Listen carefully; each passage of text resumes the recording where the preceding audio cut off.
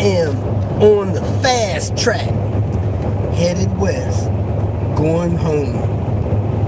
Had a couple people contacted me a little bit off the beaten path. However, I looked at that weather report with threats of icing and stuff like that, and really didn't have any legitimate maintenance or repairs going on in the Atlanta area anymore, and not too many people between there and Albuquerque asked me to stop. I did have somebody wanted me to stop through Memphis. However, today in Memphis, yesterday afternoon it was raining according to the weather, and today it's freezing in Memphis. So I hopped on 20. I just left Clinton, Mississippi. We rolled into Clinton, Mississippi around 11 last night. It was almost 70 degrees. Today, 12 hours later, 38 degrees or 36 degrees. The temperature is dropping like a rock. So we are headed towards Albuquerque, and it's getting too cold to be tinkering outside. So I'll probably have to pick this up or head southwest next month. Besides all that, somebody put a deposit on that 855R. I just posted a video about the starting situation on that. Man, it is really not good to let these cars sit a long time, because you know, the gas goes bad, man. And when it goes bad, it's probably best to drain it out. I had to do that with that Burgundy car I delivered to Washington, D.C. Pumped fresh gas in it, drove it 50, 60 miles, and smooth right out. But you got to get that bad gas out. So you either got to drain it, or you fill it up, mix it with better gas, with the good stuff, with the fresh gas, and got to drive that tank out, and then that thing will drive much better on a full tank. You know, when I'm driving on the road, I usually do not get gas until my low fuel light comes on. That's just the way I roll. When that low fuel light comes on, usually have 60 miles to empty. Within the next 20 or so miles, I'll find a gas station, get some gas. I usually pump Shell in these cars. Anything on the top tier list: Shell, Mobil, Sunoco, Chevron, BP. I think QT is on the top tier list now.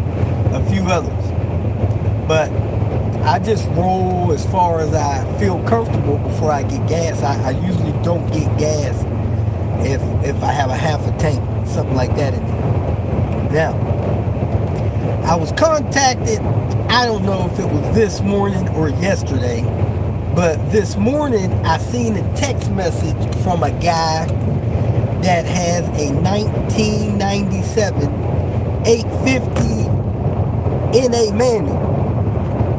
He claims the car is pretty clean. He thinks the interior is a 5. He's had the upholstery redone. He complained about the Volvo upholstery being a little soft and loose, and he had his interior redone. It's a sedan. He was driving the car across country from like Oregon or something like that, or Iowa, over into Pennsylvania, where him and his wife connected with their sister, and they were in Florida.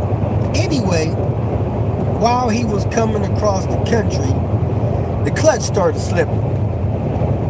So he has a 1997 850 manual that he's not going to fix. Thinks it's just, if he was home, he would probably have the clutch replaced, being that the car is in an unfamiliar area to him in Lebanon, right outside or part of Pittsburgh, Pennsylvania. He's going to let the car go.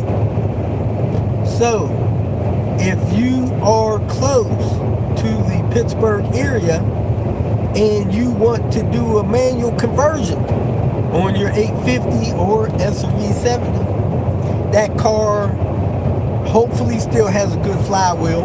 I'm not sure. When the clutch goes out, that can damage the flywheel. Or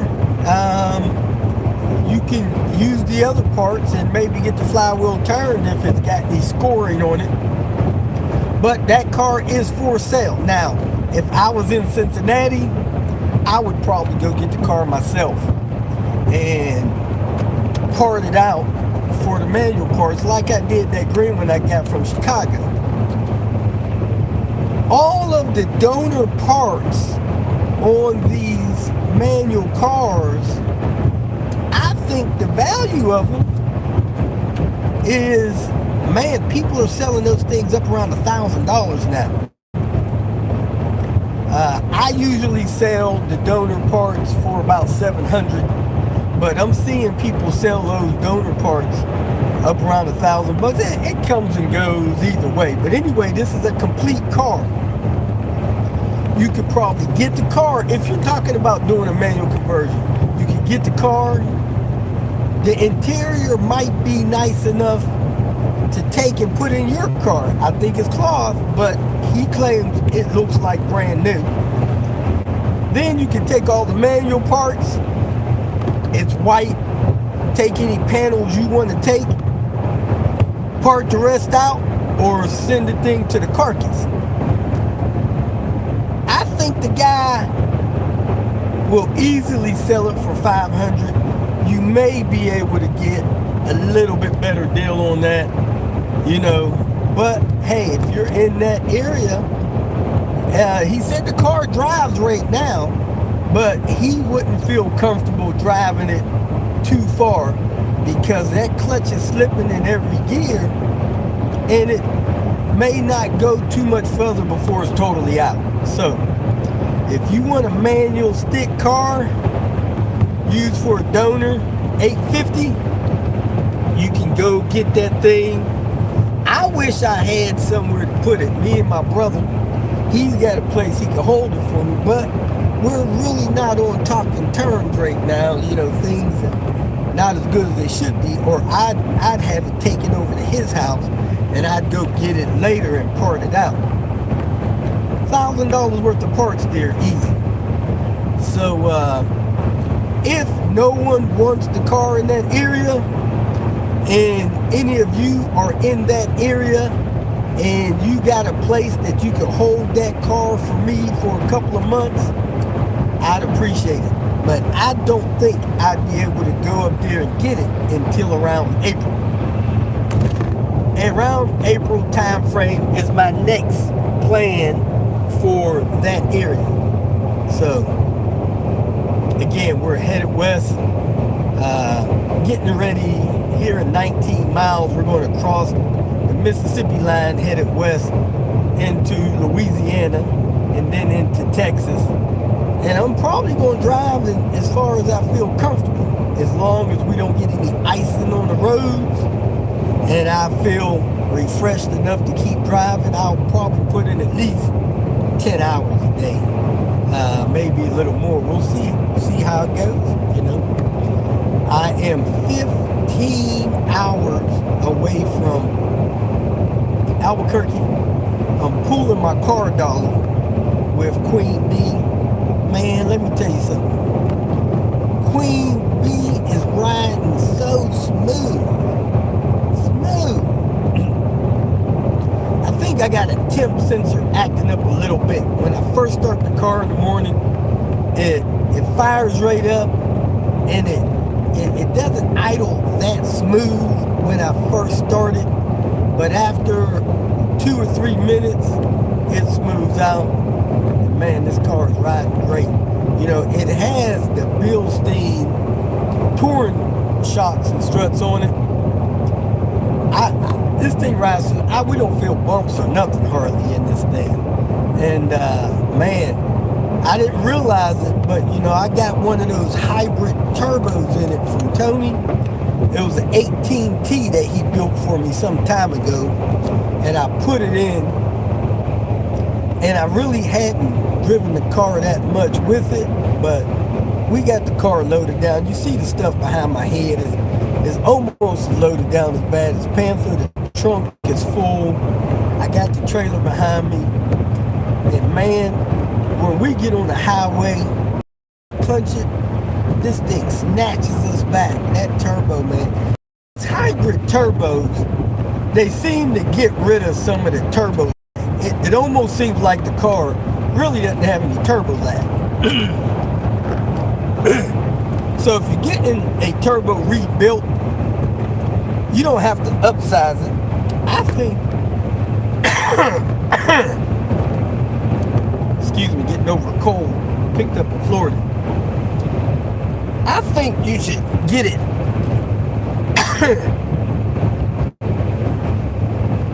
built like these hybrid turbos. Get one of those 9-blade exhaust wheels on it, one of these tall 11-blade billets. Man, it take that car almost to the next level. It's really good.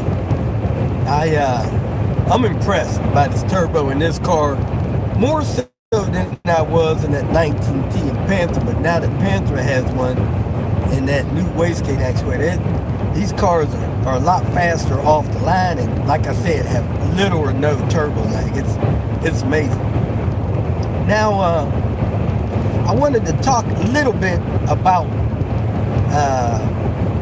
minor performance modifications on these T5 cars or these T5Rs.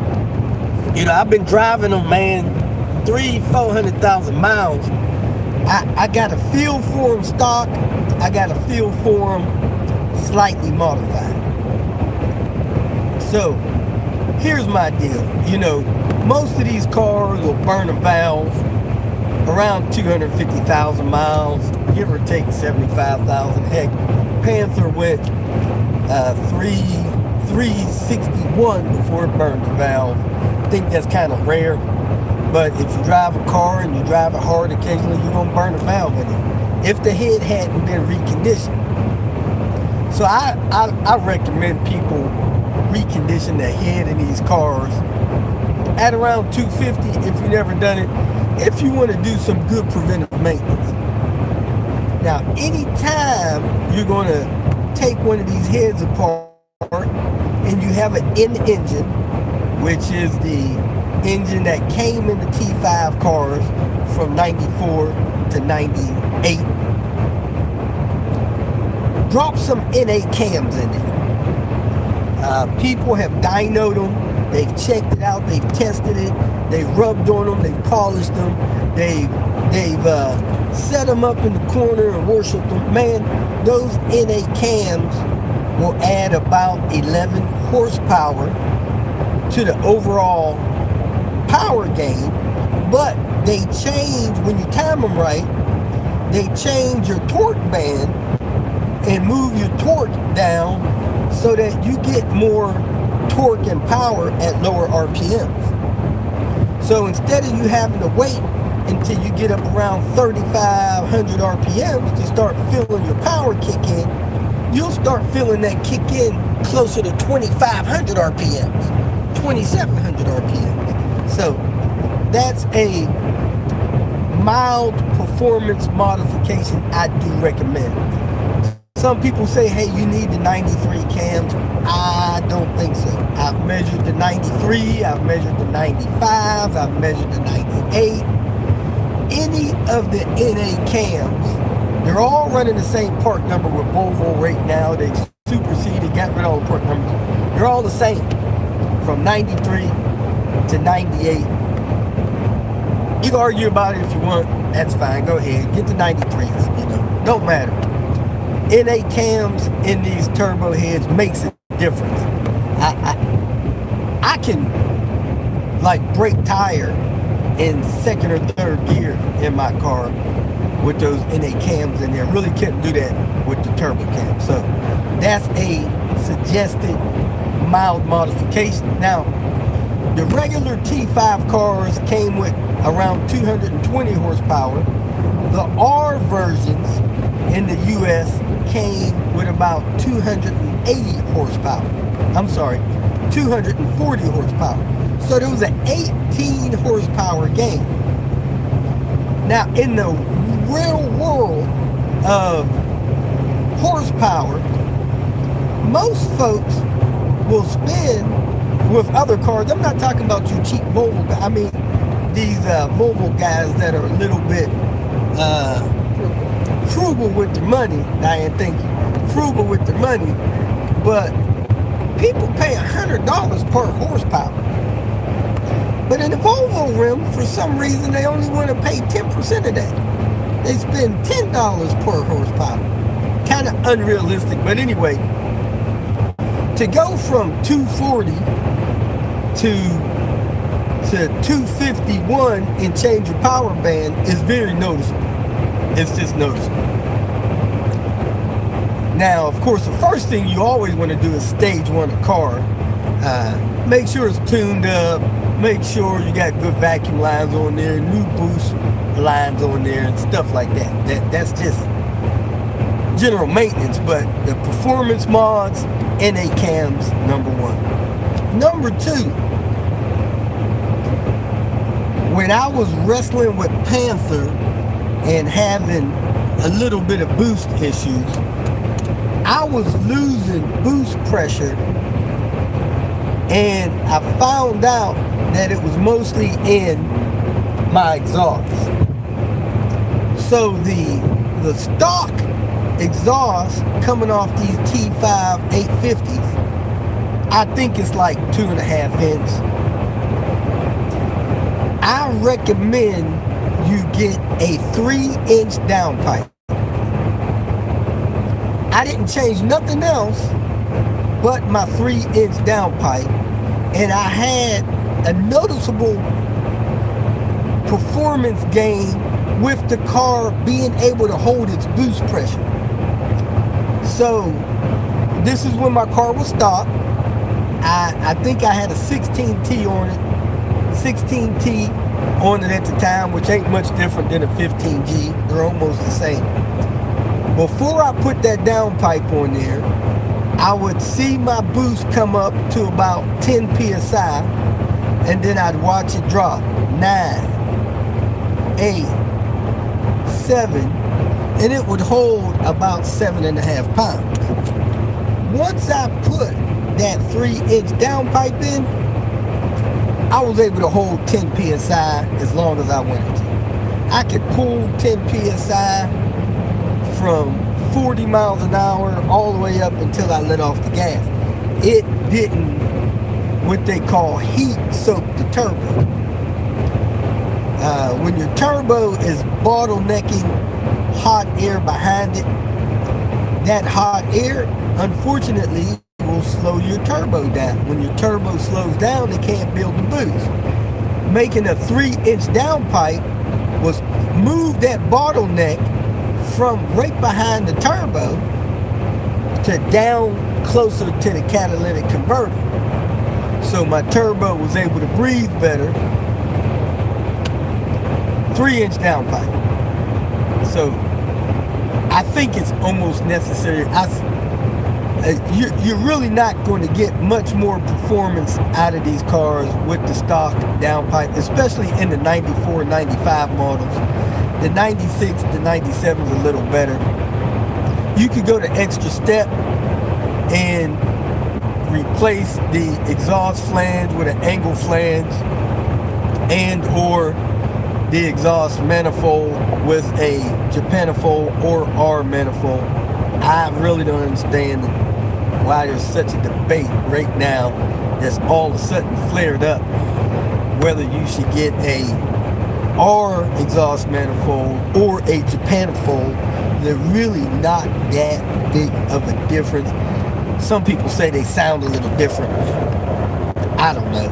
You know, it ain't that big a difference to me. I like the way the R manifold sound. I have an R manifold on Panther. I have an R manifold on Queen Bee. sounds fine to me. But anyway, either way, if you're pulling the cylinder head, go ahead and change that exhaust manifold. It's going to breathe better. Man, my buddy Dan the Man thinks you'll get 25 horsepower just from changing the manifold. Now, Dan the Man, he's a little bit like he's got a love affair, I'd say, with exhaust. Man, he thinks the exhaust is the biggest key to your performance, you know. So he believes in 3-inch all the way back. Get that exhaust opened up, get you a good exhaust manifold, pour it out. He wants that exhaust float. Now, you know, some people say you need some back pressure with a muffler and stuff like that for the car not to damage the engine in some kind of way. I don't know the details in that, but anyway, again, you can go with a angle flange. I'm not totally sold on an angle flange being a big performance thing, but if you have the head off, or you're in a position to put a R or Japanifold on the exhaust manifold, take that stock 850 exhaust manifold off and put one of those other two exhaust manifolds on. They just flow better.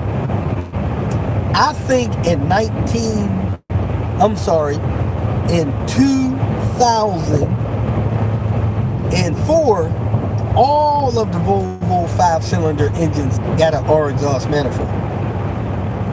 And then the T5 cars around 2001 through 2000 and up got the R exhaust manifold, the Japanifold, like the 01, 02, 03 C70s. I believe they had the Japanifold. So you got your NA cams, you got your 3-inch downpipe, you have a R or Japanifold exhaust manifold. Now, I talked to my buddy Joe. Smoking Joe had I think a T5 wagon, and at some point he purchased a stock R ECU. So he had a T5 car, driving it around, and he got his hands on a stock R ECU. Paid $100, $150, something like that, dollars for it several years ago. That took the car from 220 horsepower to 240 horsepower. Of course, you need your car to be in good running condition, stage 0 type condition. He said it was so noticeable, he felt like he had got another car.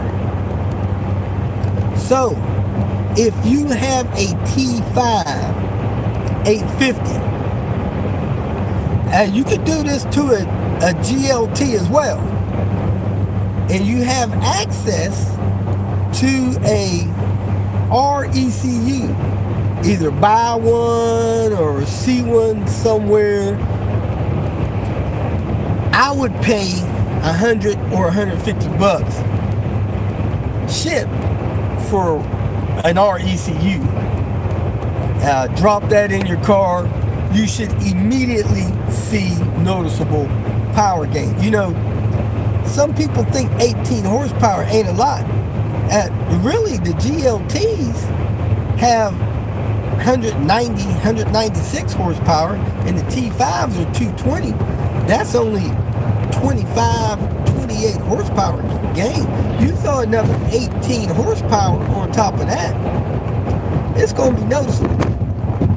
So, you get an R exhaust manifold, you get a 3-inch downpipe, you put NA cams in it, you put an RECU, you may be going from 222 up to 250, close to 260 easy, with just mild modifications. You may pay $75 or $100, anywhere from $50 to $100. Welcome to Louisiana. we're in Louisiana, crossing the Mississippi River. You may pay $100 for our exhaust manifold. You may pay $100 for some NA cams. You may pay $150 for. You may pay, man, these downpipes are getting expensive. You're gonna pay a couple $100 for a 3-inch downpipe now. They're getting so hard to find. I've seen somebody selling one for $350 just for the downpipe. So if you can get your hands on one for $100 or $200, jump on that.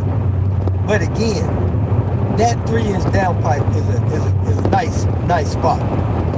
So also, if you do anything to two-step your 850R or your 850 T5 or your GLT, so let's say you get a downpipe and an exhaust manifold, or a downpipe and an NA cam, or a downpipe and the ECU, you might want to consider switching to the white injectors.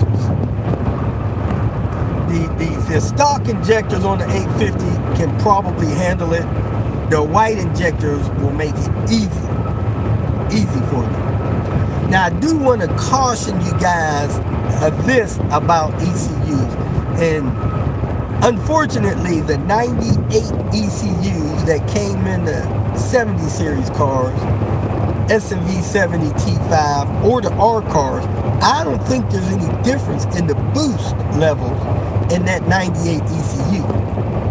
However, do not swap a 70 series ECU into your 850, and do not swap an 850R ECU into your 70 series cars. Those cars have different fuel management, but there's something about the way the ECU is set up that it does something to the AC, and it could destroy your AC in your car. So don't cross those brands or those models of those ECUs if you don't have to. So if you got an 850, get an 850 ECU. If you got an SRV 70, get a 70 series ECU. But the 98 cars, I don't think there's any difference in the boost levels from the T5 or the R models. And of course the R models are running green injectors, but they had a different downpipe and the angle flange. But anyway, like I said, if you two-step your 850, any two things, I would recommend going with white injectors. That's just me. So those are some minor performance things you could do. You could do a intercooler, a little more expensive, Snap or DO88 intercooler. If you are not going with a bigger turbo, bigger than the 15G or 16T, I don't know how much gain you'll see in that without a tune. I think the stock intercooler can handle the minor adjustments in there with the stock boost. Now if you start running up 15 PSI, stuff like that, even with a 15G or a 16T, then you could probably benefit from a bigger intercooler. But I don't really think you'd benefit from a bigger intercooler unless you get a tune. When I say tune, I mean an ECU pushing 12 PSI or more. So that's what I had about some minor performance adjustments you could do on your T5, 850s, SMV 70s, 90, 98 model. Just some information I wanted to share. So, like I said, we were cruising through Louisiana. Can't really see any questions people might be posting. I'll have to get to those later. Just need to get out of this cold weather. Really not conducive to DIY, laying on the ground, out in the elements, stuff like that. and hopefully we won't see any bad icing conditions on our way home. Should be home tomorrow. You know, should be home tomorrow. So that's all I got for now. Thanks for watching. Let me see if anybody had any questions I can. Thank you. Safe travels. How about NOS? Man, that's race car stuff, man. You know, I drive my cars every day. I don't think doing NOS in a car or running what do they call that stuff? That stuff people get in their windshield washer fluid. I don't think that's really necessary for daily driving.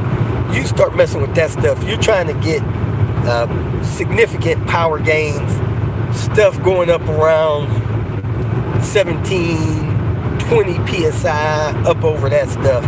You definitely need a tune to be running that kind of stuff. Somebody said something about ram air intakes. Most of those ram forced air intakes before the mass airflow sensor will probably mess up your mass airflow sensor metering information and will probably make your car run rough. So the turbo is all the injection that you need. I think intake injection you need. That turbo starts pulling that air past that mass airflow sensor. If you had anything more than that in front of that mass airflow sensor, you're probably going to cause some problems, you know.